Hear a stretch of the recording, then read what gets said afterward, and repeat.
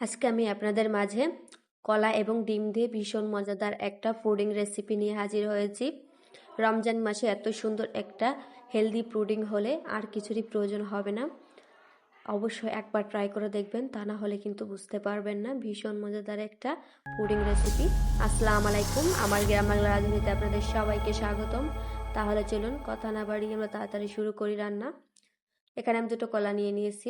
এই কলা দুটো দিয়ে আজকে আমি পুডিং তৈরি করে দেখাবো আপনাদের। রমজান মাসে আমরা ঠান্ডা ঠান্ডা এই পুডিং খেতে কিন্তু সবাই খুবই পছন্দ করি। সারাদিন রোজা রেখে গরমেতে ঠান্ডা পুডিং হলে আর কোনো কিছুরই প্রয়োজন হবে না ইনশাল্লাহ। এই দেখুন, আমি দুটো কলাকে কুচকুচ করে কেটে নিচ্ছি। কেটে এবার আমি চামচ দিয়ে একটু হালকা থেতো করে নিব। এটা ভীষণ মজাদার এবং ভীষণ হেলদি, কারণ কলা এবং ডিম দিয়ে তৈরি করা এটা। পর্যায়ে একটা ব্লেন্ডার জার নিয়ে নিয়েছি। এবার কলাগুলো দিয়ে দিব, দুটো ডিম দিব। দুটো কলায় আমি দুটো ডিম ইউজ করেছি। 1 কাপ চিনি দিয়ে দিচ্ছি।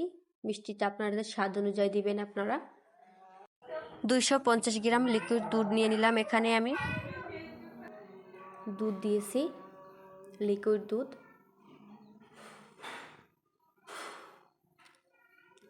এটাকে পুরো ইউজ করেছি আমি, আপনারা থেকে কম বেশি ইউজ করতে পারেন।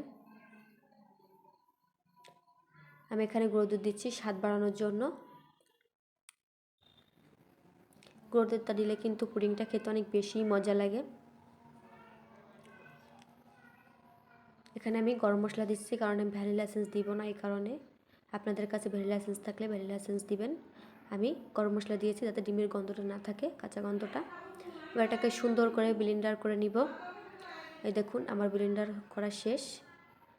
এবার এটাকে আমি কিন্তু সুন্দর করে সেঁকে নিব, তা না হলে কিন্তু ডিমের লাঞ্চ এবং কলার লাঞ্চ থেকে যাবে, একেবারে ভালো হবে না পুডিংটা। এবার সুন্দর করে এটাকে আমি ছেঁকে নিচ্ছি, যাতে করে লাঞ্চগুলো একেবারে বাইরে বেরিয়ে আসে। দেখুন আমি দেখুন কি পরিমাণ কলার লাম্পস রয়েছে। এবার এটাকে কিন্তু আমার পুরো শাখা শেষ। দেখুন কত সুন্দর একটা মিহি পুর বেরিয়ে গেছে। এবার একটা কড়াই নিয়ে নিব। কড়াইতে আমি পরিমাণ মতো চিনি দিয়ে নিছি। আমি এখানে 1/4 কাপ চিনি দিয়েছি। এখানে আমি ক্যারামেল তৈরি করব পুডিংয়ের। দেখুন চাইড থেকে কিন্তু কালার চলে এসেছে। জালটা লো মিডিয়ামে রাখবেন, যখন চাইড থেকে কালার আসবে তখন নাড়াবেন, এর আগে নাড়বেন না। দেখুন লো মিডিয়ামে রেখেই এই পুডিংটা তৈরি করবেন। একটা সুন্দর কালার আসলেই এটাকে নামিয়ে নিব। আমার কিন্তু কালারটা এসে গেছে। এবার যে পাত্রে আমি পুডিংটা তৈরি করব সেই পাত্রে আমি এই ক্যারামেলটা ঢেলে দিয়েছি। আপনিও যে পাত্রে পুডিংটা তৈরি করবেন সেই পাত্রেই এই ক্যারামেলটা ঢেলে দিবেন। ঢেলে দিয়ে বেশিক্ষণ দেরি করা যাবে না, সুন্দর করে নেড়ে ছেড়ে দিতে হবে, তা না হলে কিন্তু ঠান্ডা হয়ে বসে যাবে। এই পর্যায়ে এটাকে আমি ঠান্ডা করে নিব। গরম গরম কিন্তু একেবারেই পুডিংয়ের পুরটা দেওয়া যাবে না, ঠান্ডা করে নিতে হবে। দেখুন আমার কিন্তু এবার ঠান্ডা করা শেষ। এই পর্যায়ে পুডিংয়ের এটা দিয়ে দিব।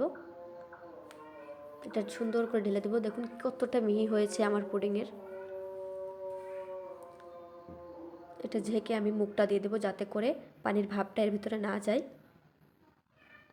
এ পর্যায়ে কড়াইতে আমি পানি দিয়ে দিয়েছি। এখানে আমি 4টা টিস্যু দিয়েছি। আপনাদের হাতের কাছে টিস্যু না থাকলে রুমাল বা গামছা যেটা হোক একটা দিলেই হবে। এটা দেওয়ার একটাই কারণ, যাতে করে বাটিটা কম নড়ে, তা নাহলে কিন্তু বাটিটা একেবারে ঢনঢন করে নড়বে না, বুঝছেন। এটা আপনারা ফলো করবেন কিভাবে এটা করা হয়েছে। আপনারা এখানে গামছা বা তোয়ালে ইউজ করতে পারেন, কোনো সমস্যা নেই। আমি এখানে টিস্যু ছিল তাই টিস্যু দিয়েছি। এ পর্যায়ে আমি একটু পানি কমিয়ে রাখলাম, রেখে দেখুন তাই আমার বাটিটা কিন্তু হালকা নড়ছে। আপনারা এখানে তোয়াল ইউজ করবেন। আমি এখানে একটা ভারী জিনিস দিয়ে দিয়েছি, যাতে করে একটু নড়তে না পারে। দিয়ে এবার আমি একটা ঢাকনা দিয়ে দিব। এটাকে আমি 30 থেকে 35 মিনিট রান্না করেছি। 35 মিনিট রান্না করার পর দেখুন কত সুন্দর হয়েছে।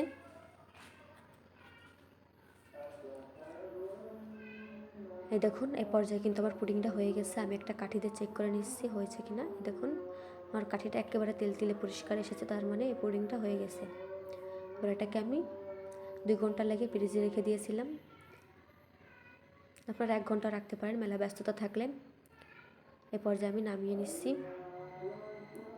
দেখুন কত সুন্দর হয়েছে, দেখতেও যেমন লোভনীয়, খেতেও তেমনই খুবই খুবই মজাদার। রমজান মাসে এই ডেজার্টটা হলে আর কোনো কিছুরই প্রয়োজন হবে না ইনশাআল্লাহ। অবশ্যই আপনারা ঘরে তৈরি করবেন, তাহলে অবশ্যই বুঝতে পারবেন এটা কতটা মজাদার এবং কতটা লোভনীয় দেখতে লাগছে। দেখতেই পাচ্ছেন। আমার ভিডিওতে আপনারা যারা নতুন, অবশ্যই আমার চ্যানেলটি সাবস্ক্রাইব করে বেল আইকনটি অন করবেন, যাতে আমার পরবর্তী ভিডিওগুলো আপনাদের কাছে পৌঁছে যায়। অবশ্যই আমার পাশে থাকবেন পরবর্তী ভিডিও দেখার জন্য। ভালো থাকবেন। আসসালামু আলাইকুম।